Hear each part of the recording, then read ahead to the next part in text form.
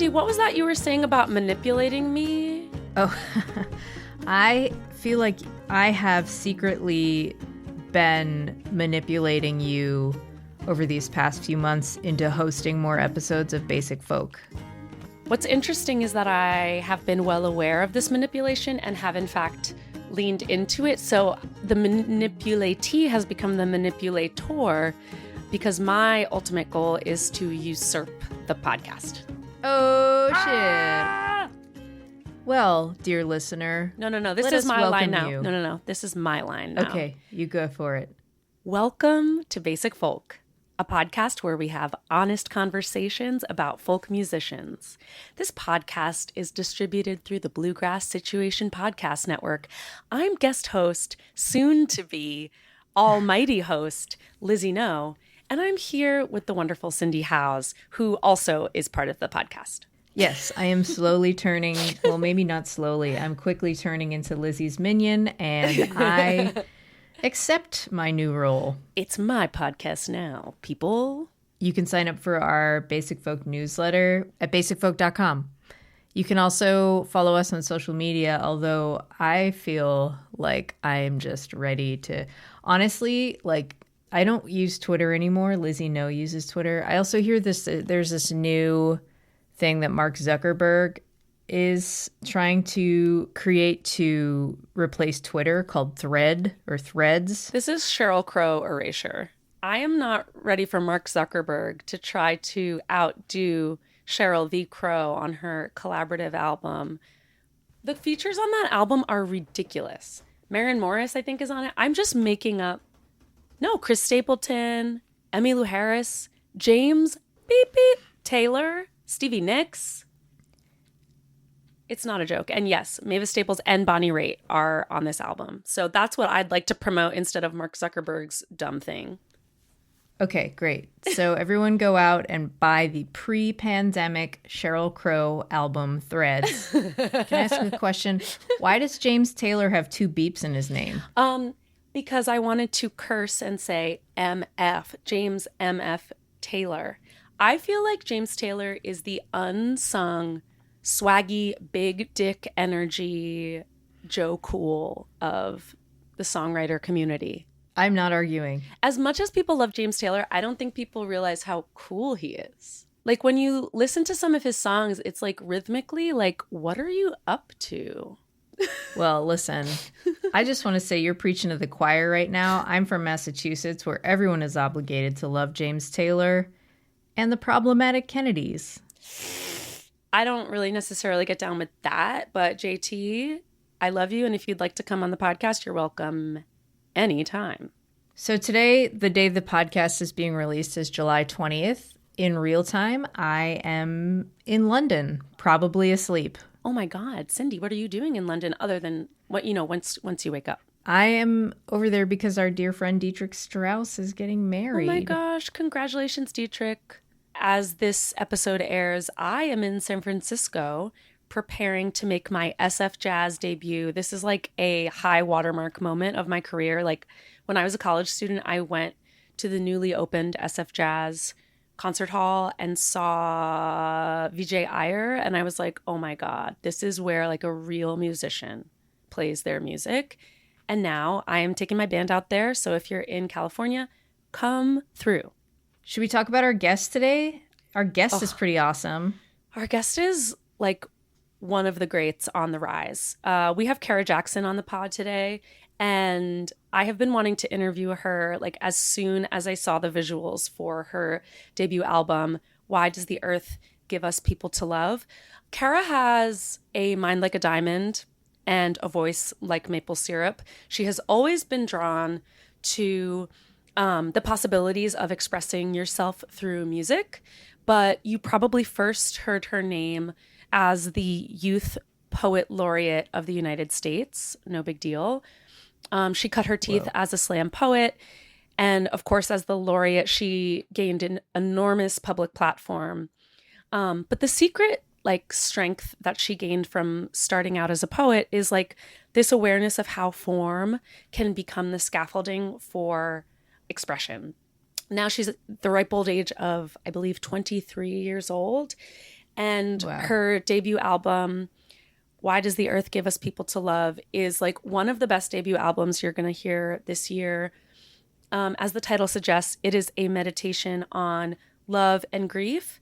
And Kara has some really great insights about how opening ourselves up to grief and sharing it collectively can be a way into a more healthy culture.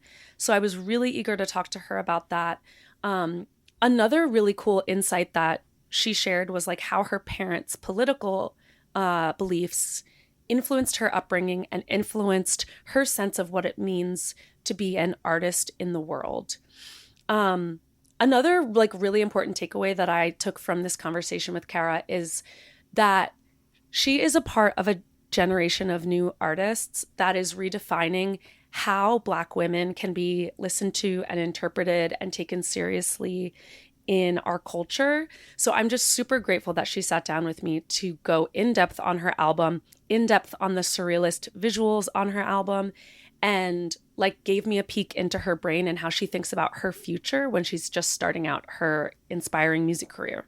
She sounds like a fully baked adult. It's unbelievable. Wow. She's so inspiring to watch, and I like really cannot wait to see what she does next with her music. That's cool. Also, be prepared. Her speaking voice is irresistible. You just like cannot be ready for how beautiful and soothing and mystical her voice is. It's so great. And she's so funny and goofy. Let's take a listen to a song from Kara's debut. We will hear Pawn Shop, and then we'll get to our conversation with Lizzie No and Kara Jackson on Basic Folk. When you become somebody's bandit and their heart becomes your loot, what kind of player does that make you? Breaking your hearts and selling them too. You picked me in a pawn shop. I was used but good as new. Shiny as a tattoo,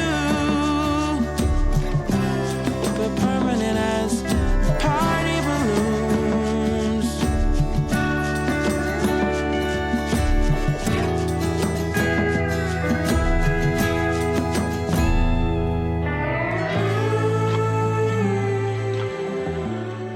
Kara Jackson, welcome to Basic Folk. I am so excited to be talking with you. And normally I don't talk about logistics during the interview, but you and your team have been so like great and flexible about scheduling this when we have both been very busy. So shouts to you and your team.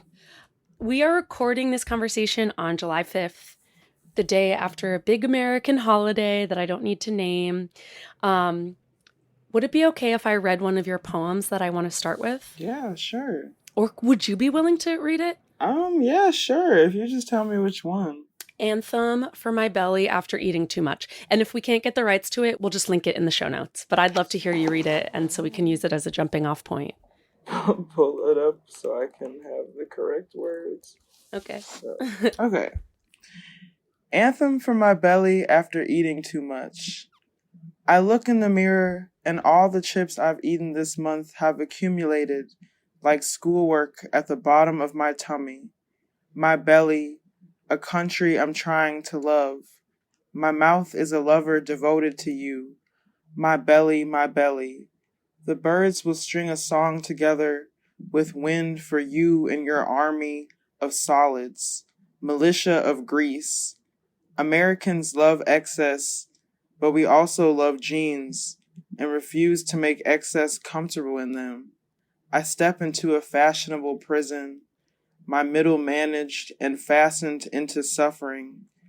My gracious gut, dutiful dome, I will wear a house for you that you can live in.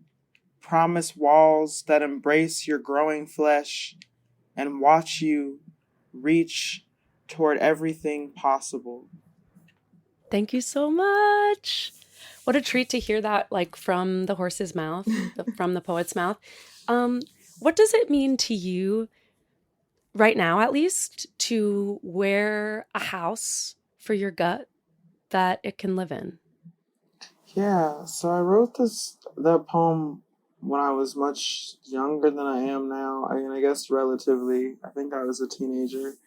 And I think that reading it again for the first time in a long time, I really resonate with what my younger self was trying to do. I think I have like more complex opinions about what it even means to like have a gut. I feel like especially in this moment that we're in where I feel like personally on TikTok and everything, everybody's been trying to advertise, your gut health and like how to take care of your stomach and like bloating and everything. And I feel like that language is really code for like other weird language that I don't love.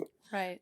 People talk about inflammation as if it's a religious failing. Or like whatever draining, like, yeah, I feel like people are always like, your toxins, like you have to drain your body. And I'm like, I just don't really believe in a lot of that stuff. Like, no. I think it's really enticing to a young girl, especially, and, coming from what I grew up with in my teenage years was like Tumblr and like Lana Del Rey 2012, like, all these really like skinny white women and like these pictures of them.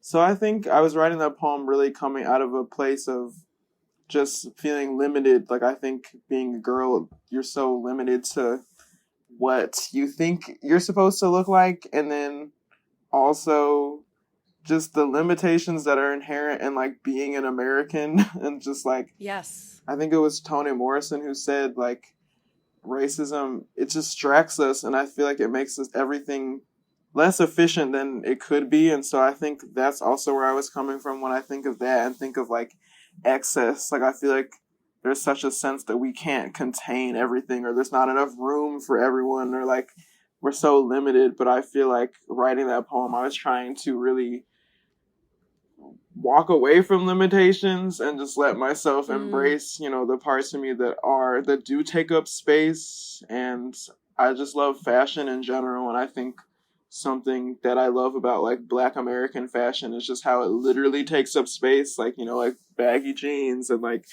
pelly jackets. Like, I think that's like what I love about us is like the insistence on taking up space with like literal space and literal fabric, just like the sheer amount of fabric that we choose to wear.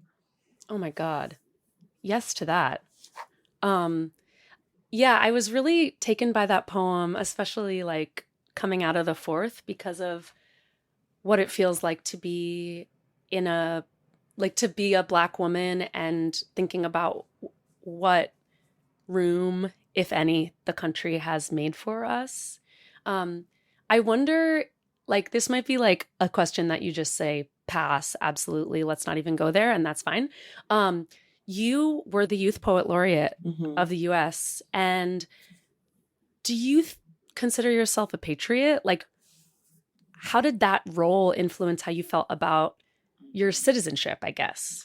Yeah, I really like that question because I think it's been interesting being introduced with my music, having my music being introduced with the context of my laureateship, because I feel like really far removed from it in a just literal sense. It's been years since I've been the laureate. And then also I was just so much younger. And so it's been kind of weird interacting with people. Like, I've seen some people say on social media, like, I was afraid I wasn't going to like this album because, like, she was some laureate, and that sounds so weird. Like, that's not, like, very rock and roll of her or whatever. And I think it's been interesting because, for me, I was like, I don't know, dude. I was, like, 17. I feel like that's so different than how intentional I was able to be making this album even, or just how I approach my life now, where, I don't know, I wonder if I were offered something like that in the moment I'm in now, if I would even take it. But I think that was something that was really complicated about having that role and even being a laureate, is that a part of it was, you're representing the United States in your work. And I feel like I've never really had to deal with that, with the kind of relationship with my art and the state in such a literal way, except for when I was the laureate. But then also, I don't think that I've really had to deal with those questions in the same way again since being the laureate. And I feel like especially doing music, which is so different, you know, than having some formal role where you have to like, because there were, you know, limitations and formalities inherent in being the laureate that like I don't think they were really talked about because it was just kind of a part of the role. But they were really explicit about the things you could do and things you couldn't. Like you couldn't say certain things on your platform. Got it. I feel like it radicalized me further actually having to do that job because I was very frustrated with the realities of it and having to navigate being an artist and then also representing your country and finding out really quickly that that's really kind of not possible to do. Right. You have to walk a really fine line. I mean, I don't even want to like spend too much time on that because it's so heavy. And I think the good thing about music is that in general, I mean, unless you're playing at the inauguration or something, you're pretty much expected to speak for yourself. I'm curious about, like, as we transition into talking completely about music and this amazing album that you've released, let's talk about live performance. So, like, how do your experiences as a slam poet influence your musical performances? And you've already started to touch on this, but how do you feel musician Kara is different from poet Kara? And is that influenced by the different audiences that you have in poetry versus music? Like, can you flesh out a little bit of those two sides of you? Yeah, I mean, for me, I think sometimes it all just feels like, you know, Kara, like it's just me, but I think the poetic space and writing poems for me has really changed a lot over the years as like the spaces that I was in have changed a lot and I've grown older and just, you know, I think with COVID, like the last few years, things have changed for everyone and it's just been different socializing and being in that space. I don't slam anymore. I don't do slam poetry, mostly because I don't really like the competitive aspect of it. And I think it would be really hard for me to return to that headspace, like making art with the pursuit of like competing against other people. It's just kind of a lot, honestly. But I think of music as more of my like really, I've just liked music my whole life. So I think of it as kind of like a baseline and like a foundation for me that I always return to is just loving music and listening to it and being a connoisseur of music more than anything else. So I think sometimes with those realms, I feel like music has given me, there's more of a sense of like experimentation and I'm just kind of like exploring myself and who I am. And I think art in general is really, I say a lot like that songwriting and making songs is really supernatural.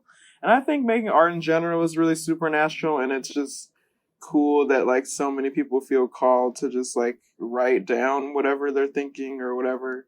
Like sometimes it doesn't feel like yourself, but I feel like that is especially echoed with making music and that sentiment is really felt when I'm making music. It's just like it doesn't really feel like yourself sometimes and I think that's always the difference is I feel like with poems you just learn a lot of formalities and there's form and grammar and things that like sometimes you can like let that wash away when you're just like making a melody or you're just trying to make a nice song. Doesn't really matter the amount of syllables or whatever. Like, well, do you have specific practices for opening up your mind to that flowy open songwriting creativity? Like, do you have things that you do to help you prepare to receive a song from the muse?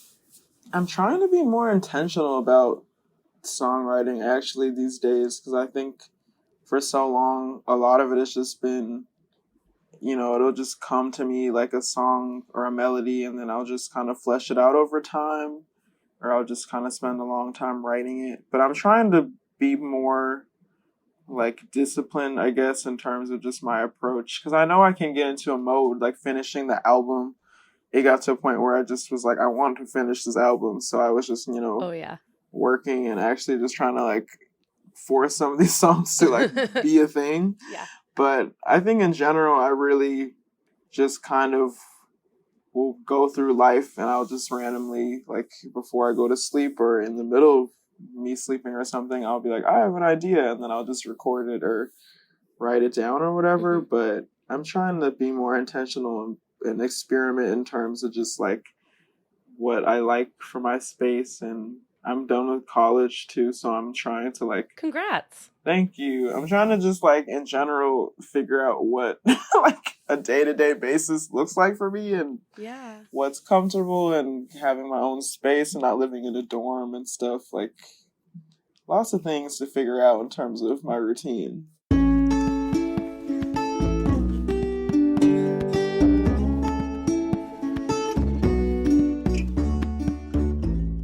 So, speaking of the album and how it came to be, what stood out to me first about Why Does the Earth Give Us People to Love is, well, first, it's your voice, and we're going to get to that.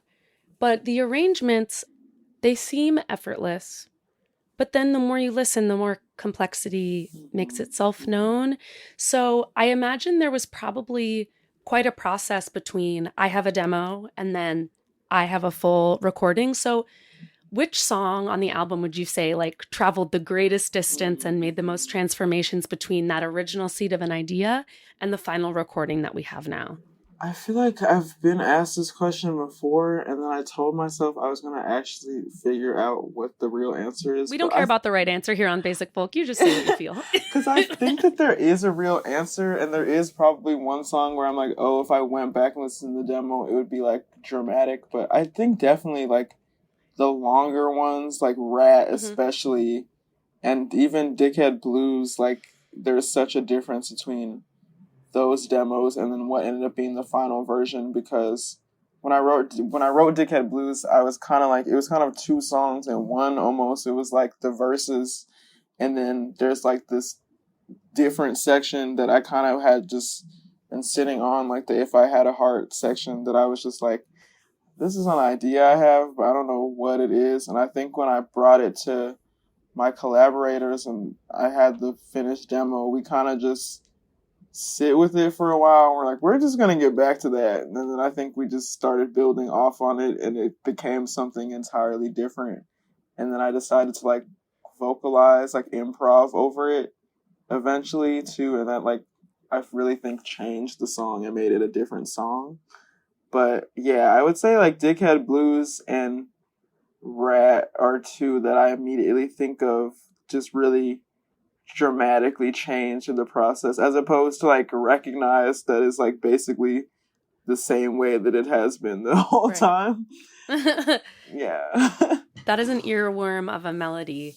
Well, it sounds like you had a really great rapport with your collaborators and co-writers, because I feel like you're not, I mean, at least for me, like I'm not improvising unless I feel rock solid that like if I like take a leap, I'm going to be caught by my collaborators. Like, can you talk about what the vibe was in the studio with the people that you worked with on the album?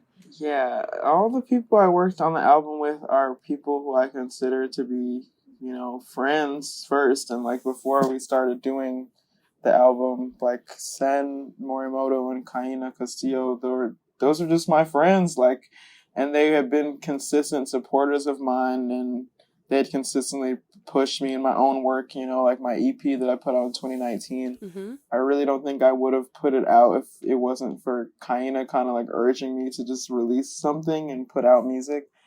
But yeah, I think that they really did make me feel held the whole time in the process, and I feel like it really shows in the music. I feel like, especially considering the ways in which the album is just exploring relationships and friendships in general, it only made sense to really make the work with my friends. And it does seem like an effort of friends, just the way that the album all came together. You can really see how each person individually has their own personality kind of somewhere buried in the music somewhere. There's like little Namdi parts where I'm like, that's so Namdi, and then like there's some parts where I'm like, only Sen could have done that. So I think that that's really special for me to go back and listen to the songs and be able to also just feel the actual moments that we were in the studio. Like, I think at the beginning working on it, it was really just, we'd meet up every week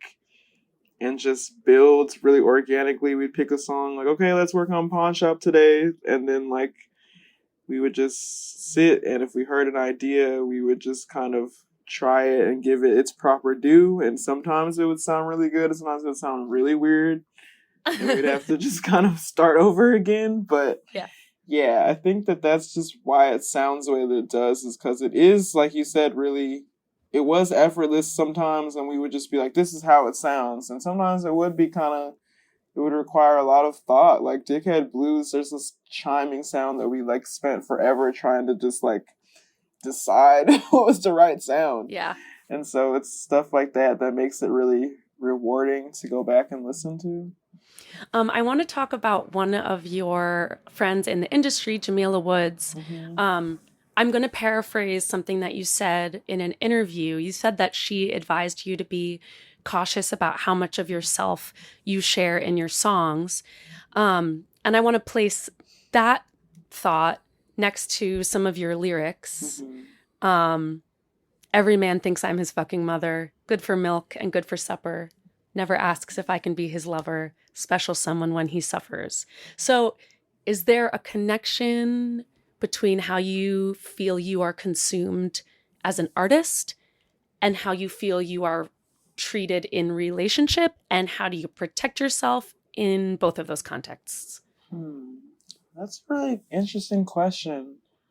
I feel like really my initial response is, honestly, when I think about that question and I think about being a Black woman, it's really alarming to me how many different contexts we can live in and still be like subject to someone else's consumption. Like, I think it's a struggle. And even for me, I'm still really young, so I'm still trying to figure out in really real time how to protect myself and how much of myself to share. And I think that's what I was really hitting on with what Jamila taught me is, you know, someone who is older than me, but is also still navigating and asking the same questions. I think something I've really learned from her is just to be really protective over yourself, and especially the ways in which that you're going to change. And so I think there's some sense of, it feels weird because my music is really confessional, and a lot of people,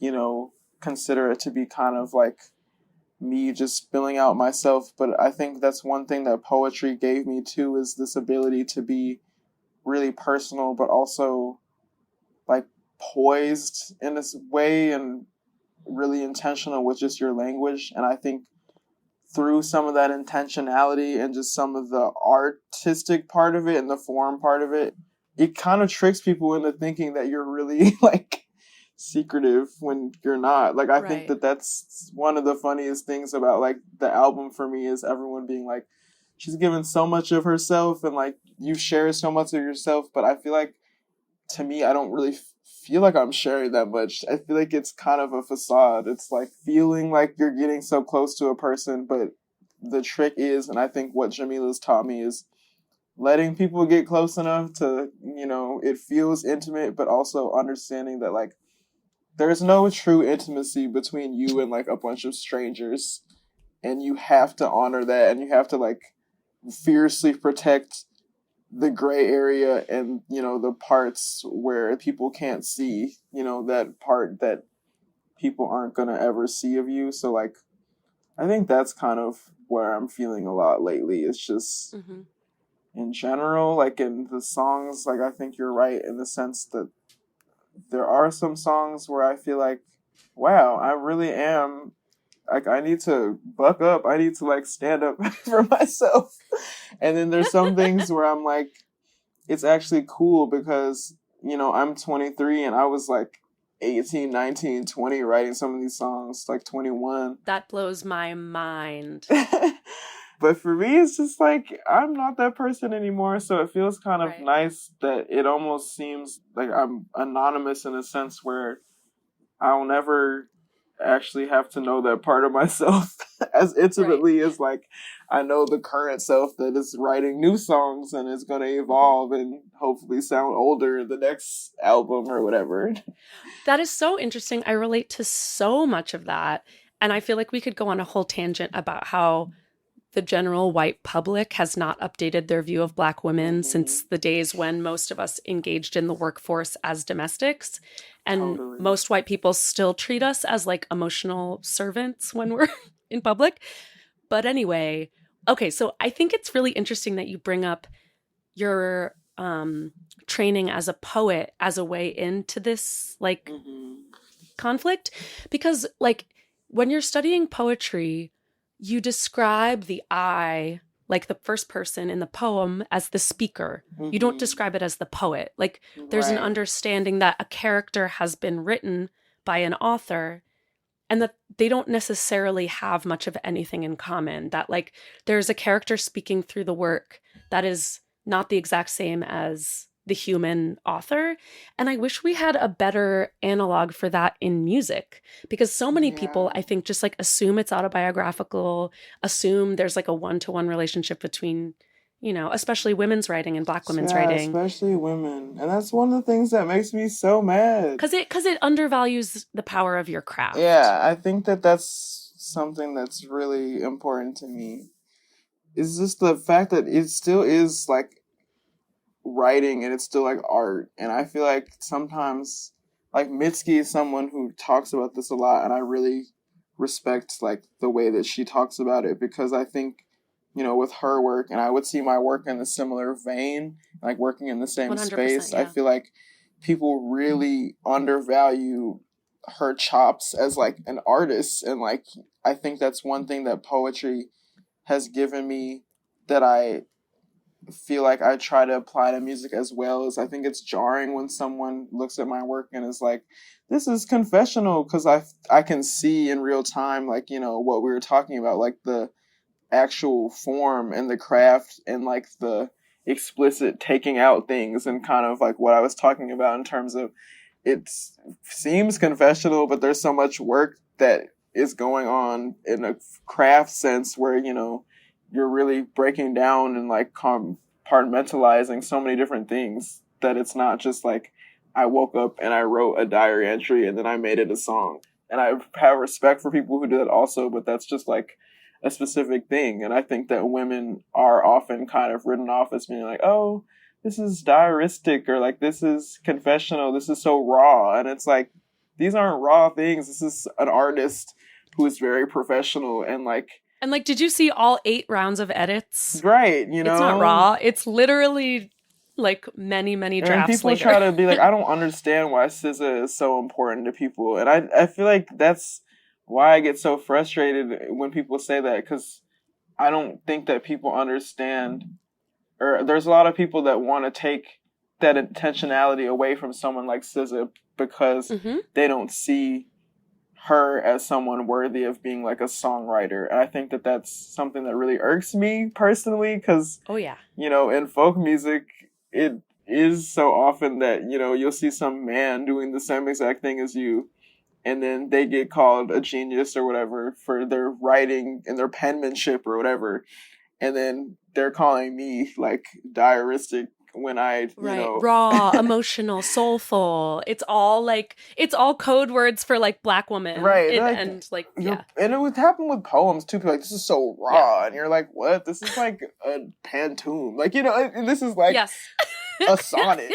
Like, come on, pantoum. Right. It's like, you know, I just don't think that people understand that. And so sometimes, yeah, that's one of my biggest things that I complain about in general, is just how women are so often denied the artistic formalities and the skill. Like, we're just denied the skill set that we are so obviously displaying and demonstrating all the time. And so, yeah, I think that that's something that I wish people would bring up more. And I feel like that's why I'm glad and grateful for a background in poetry, to be able to bring in some of those terms and language to understand. I think that's something that Jamila Woods has also really instilled in me, is just like, you know, the practice doesn't change that much just because you're calling it something different. Like, something cool about poems is that we do is, you know, that feels like sampling to me in a citation, is like when you write a poem after someone else. And I think like that's another thing, is, you know, what you're saying about the I in poems and how it's more complicated than, oh, this is just this person. Because a lot of times we're pulling from, and it's a continuum, and we're like building off of the work someone else did that's not even me, you know? Like, I consider myself to be in a lineage of artists, you know, like Jamila and like Nina Simone and like people who aren't even here anymore. And so it's like really frustrating when someone's like, this is confessional, when it's like, you know, you're doing all this other type of work. You know what's interesting? I do feel like that's a very white thing, to a white male patriarchal concept, that there's a sole, isolated, siloed author, and they are writing about something that they uniquely came up Right. with.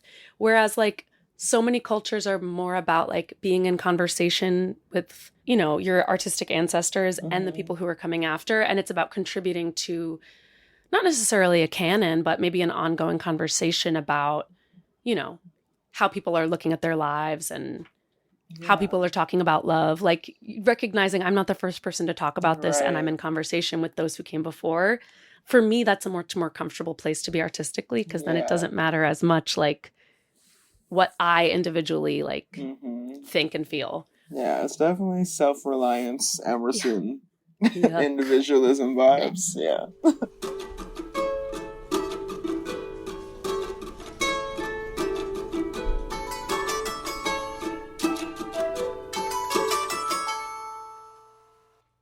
I think the visuals for this album are so brilliant, Thank and there's you. so much of it that's like still mysterious to me. Mhm. But the music video for No Fun Party is so fun and spooky, and a little bit like something you might see like if you were watching Nickelodeon at like 2 a.m. Mhm. How would you describe the different characters? To me, like what I saw was like sort of like the childlike guitar playing Moon River pigtail Mhm. person, and then there's like the high glam sparkly metallic person with like the glossy wig, and then there's the doll holding a Mhm. guitar, and then there's like a giant hand that maybe is the same person, and then there's the banjo player in the boat at the very end. So like, what were you trying to do with all those different characters, and why did you play multiple of them? Yeah, well, the No Fun video in specific, I really have to nod to Jellystone, who was the director, because we had been kind of toying with the different ideas for the different visuals and kind of trying to think about how there's a certain continuity there, like with the doll, for one, like she's kind of a recurring character. But yeah, for the No Fun video, we actually had the idea of kind of the set being like a doll house, and there being these two versions of me, like the doll self. So that's kind of like the high glam, like Bratz doll looking Yeah. version of me, and then there's like the kind of stripped down normal me, like, you know, who's more childlike. It does kind of feel like my inner child, like talking to like, you know, maybe like my most glamorous, like most successful self or something.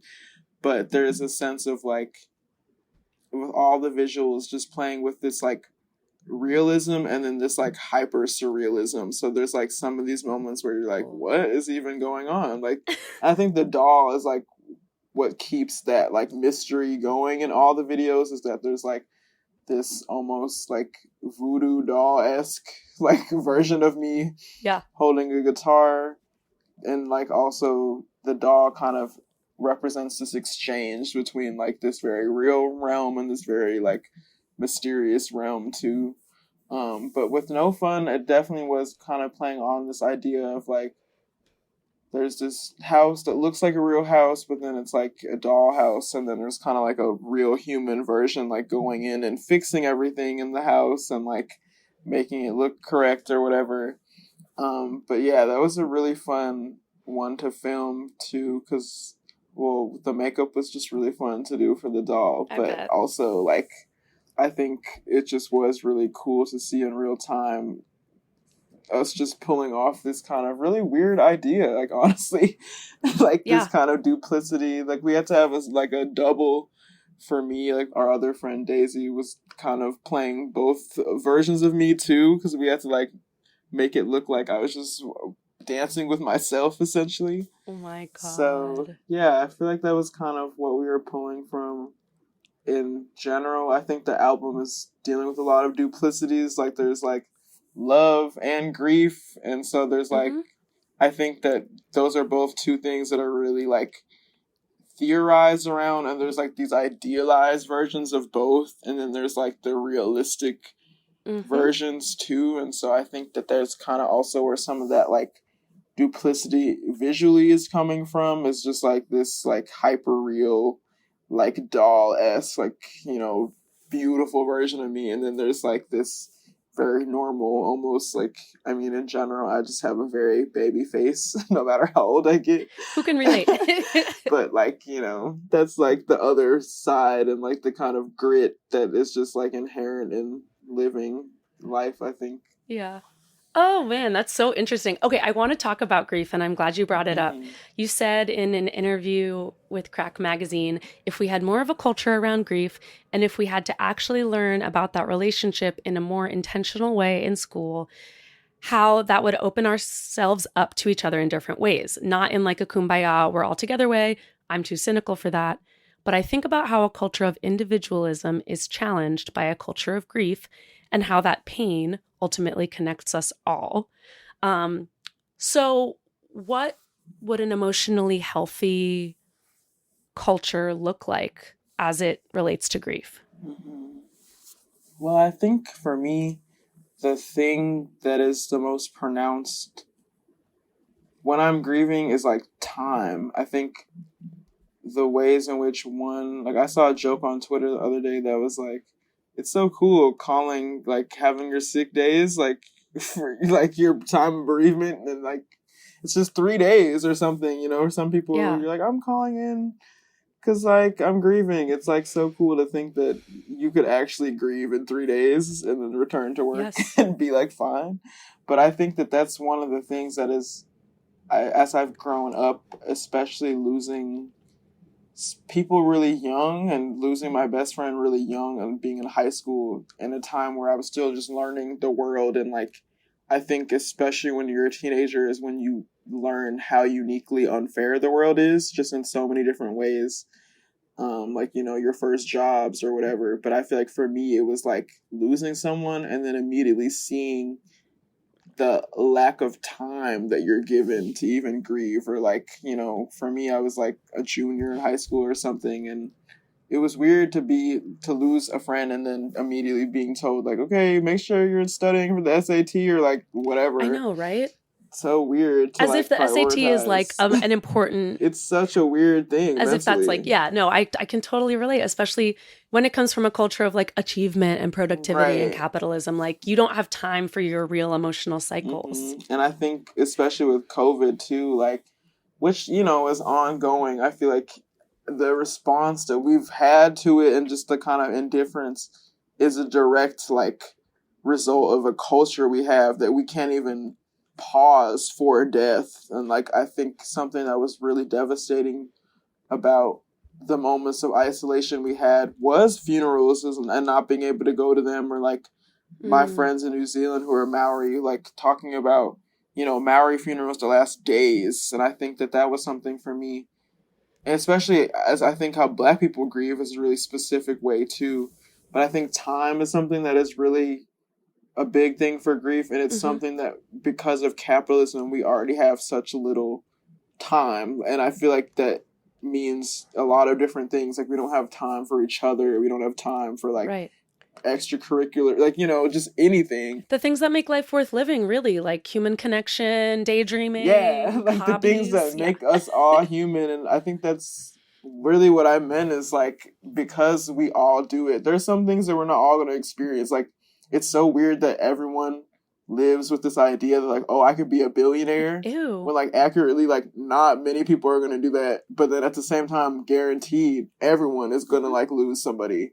And so it's so weird that people can't make space for like other people's grief and like loss. Like, we can't have a culture around loss, but we can't have a culture around making money and like trying to become a billionaire. Like, it's just so interesting to me that like we're so like united in certain things, like, but we can't actually find the language and develop a culture around those things that we do all share. And I think that like love and grief are the two things where it's like everyone wants, you know, like Bell Hooks talks about, like everyone wants to be loved. Like there's not someone who's like, as much as you can be like, fuck that. Like I grew up emo, like I grew up, you know, listening to Paramore and stuff, and it's like, okay, fine, you can like pretend like you don't want to do that, but everyone wants to love, and everyone will grieve, and everyone has someone in this world that they don't want to lose. And so I think that on a basic level, like what I meant by that in the Crack Magazine interview is just like,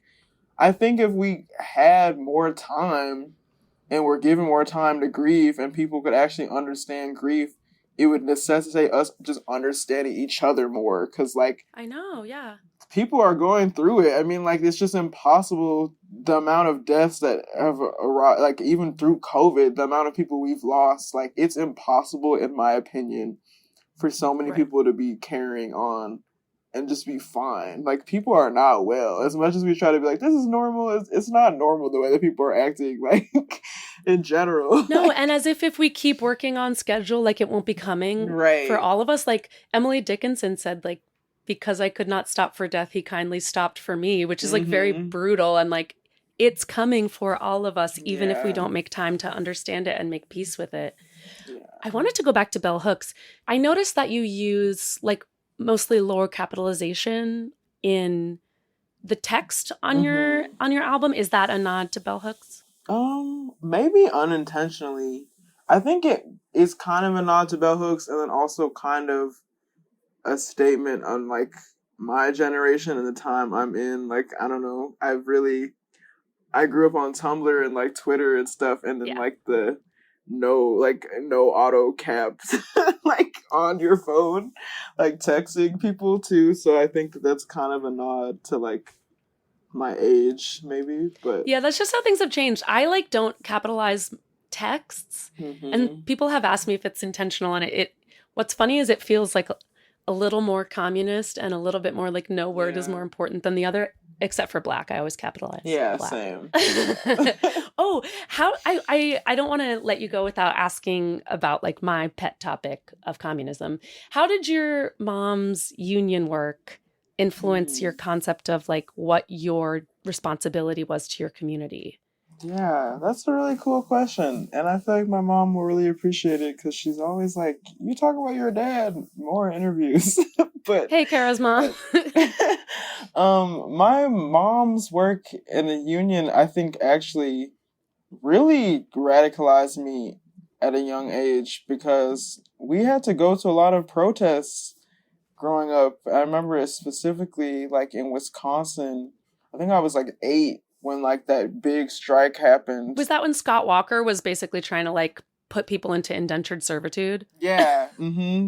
Yeah, that was with Scott Walker and everything. And I remember being really young and my mom explaining to us what was going on. And there was not a hesitation around, like, going there, even though it was like -10 degrees or something crazy. Like, we just went and we protested, and I remember that being a really big thing, even though I didn't understand all the time, like, all the language we were using or whatever. Like, I just knew that that was something that people did, was go out and organize and protest. Like, even just to be able to see that type of organizing going on in real time, or, like, you know, now she's working on this big contract with museums, and, like, it's been really cool to see her, especially as a Black woman. And a lot of times my mom is, like, actively making history. Yeah. Like, it's so weird to see the things I do and, like, be applauded for them, and I'm really grateful, but then to, like, see my mom low-key making history as simply off of just being the only Black woman in some of these rooms or in some of these spaces is, like,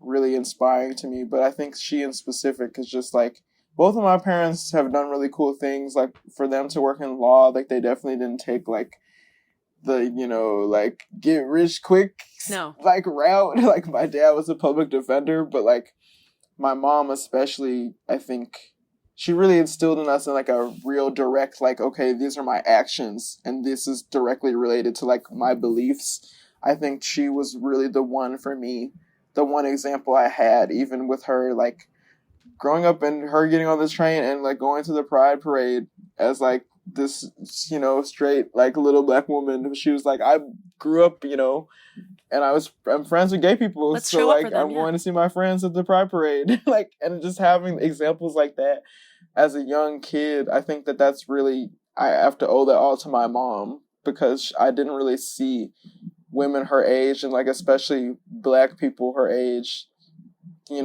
taking a stand for some of the things just so firmly the way that she has my whole life. And that's just as, like, what I'm used to, because she's my mom and that's just who she is. But I think it's really easy for me to take that for granted. So the older I get, the more I'm like, that's really crazy that you're, like, 64 and, like, you've been so clear about some of the things that you've been clear on my whole life, and I've just, like, lived with that. So I think that that's definitely what her union work has done for me really directly, but I think that that's partially just who my mom is as a person.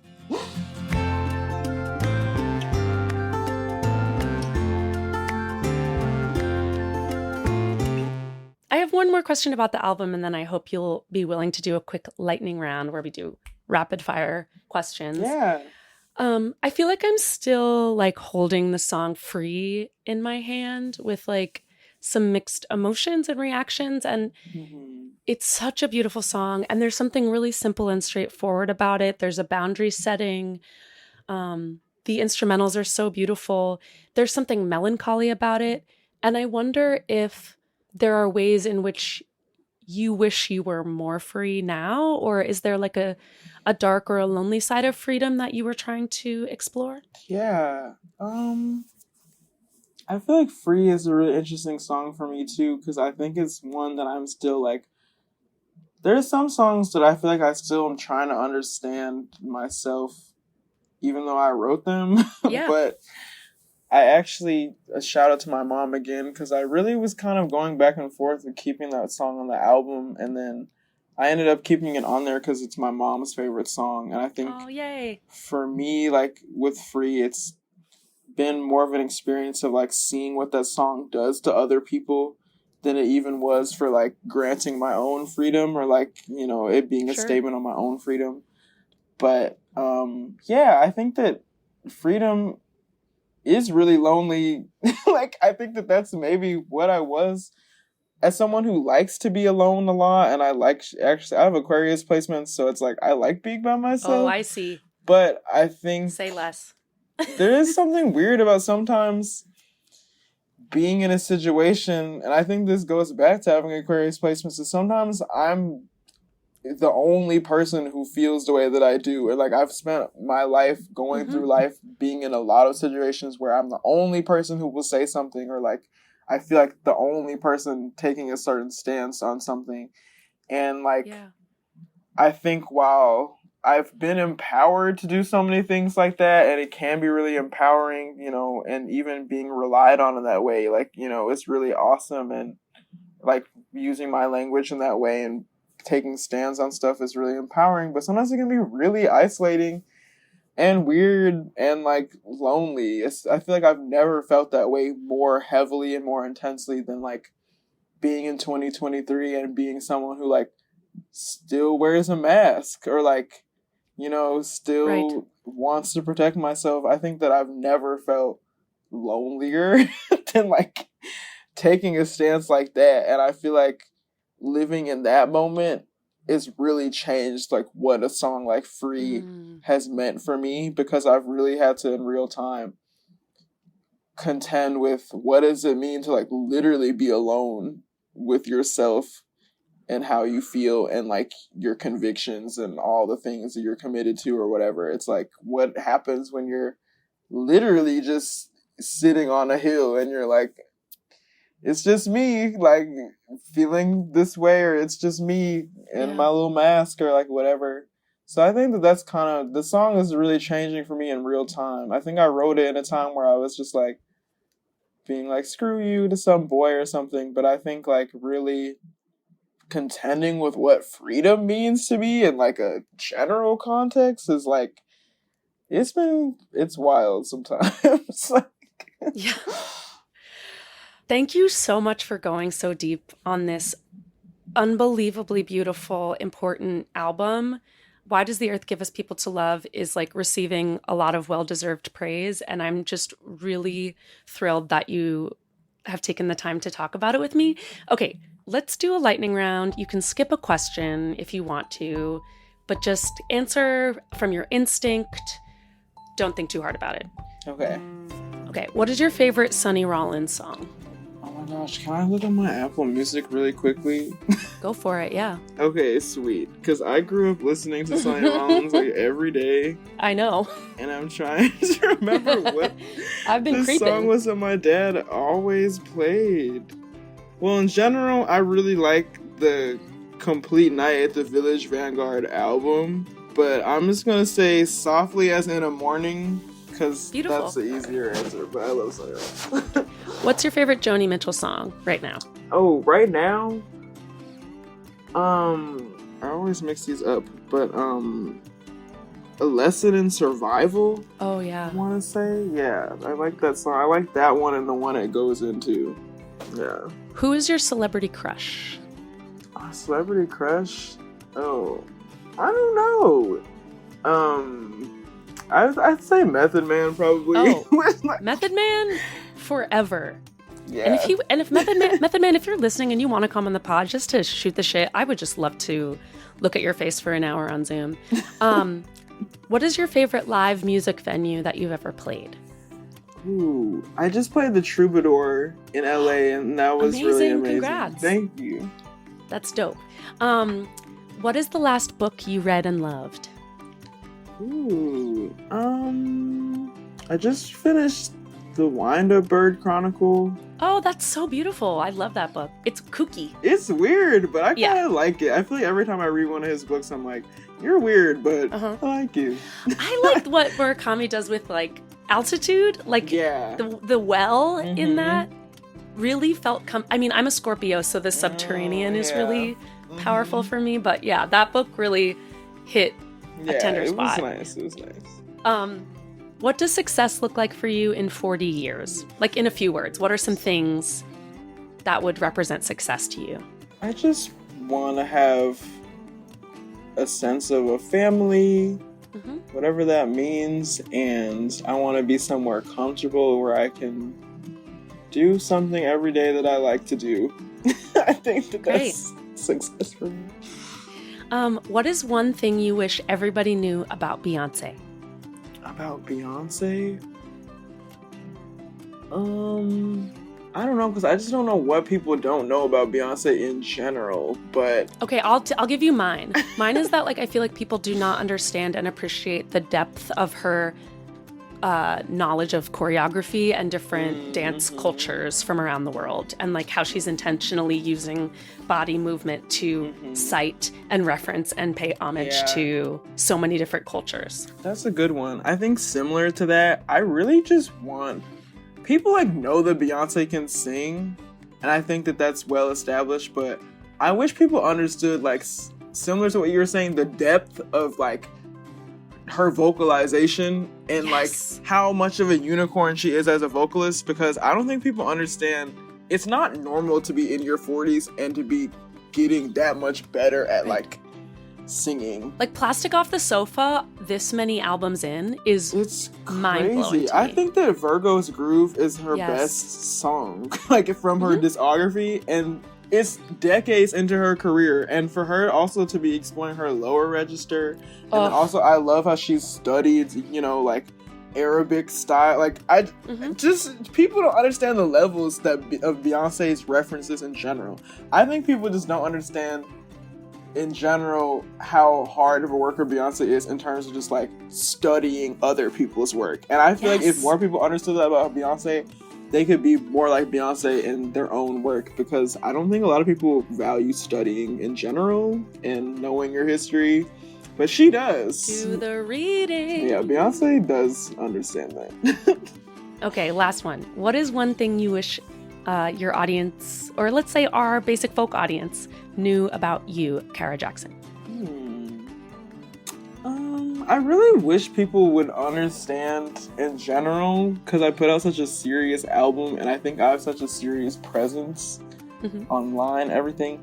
I just think in general, I don't get enough credit for how funny I am as a person. And I'm trying to change the narrative because I think that I am very funny despite being Twitter. really serious. Right? I don't know. I think I can be really funny. And I think sometimes people are like, you're so serious, like so sad. But I think even on my album, I feel like people don't let me, like, I don't think people understand how funny I am, even in moments where it maybe shouldn't be funny. That, I think, is, and I say this with so much respect and love, that's the blackest thing about you, actually. How funny you are in very serious moments. Kara, thank you so much for this hour. Thank you. I can't wait for everyone in our audience to listen to your album and really dig into all of your work, your EP, your poetry as well. So thank you so much for coming on Basic Folk. Yeah, thank you for having me.